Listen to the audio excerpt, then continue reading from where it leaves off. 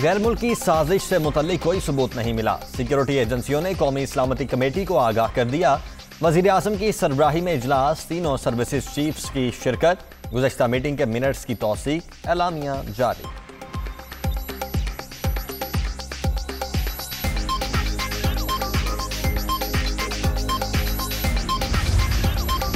कौमी इस्लामती कमेटी के एलामिया में कोई नई बात नहीं। पाकिस्तान के अंदरूनी सियासी मामलात में मुदाखलत की गई। चीफ जस्टिस की सरबराही में ओपन समात के लिए कमीशन तश्कील दिया जाए।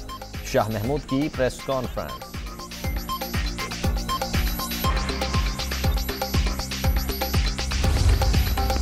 और अभी तो 5 से 10% सच सामने आया है, बातिल मिटकर ही रहेगा। रियासत मदीना के नाम पर मुआशरे से ज्यादती की गई। इमरान खान को इबरत का निशाना बनना चाहिए। नवाज शरीफ का रद्द-ए-अमल।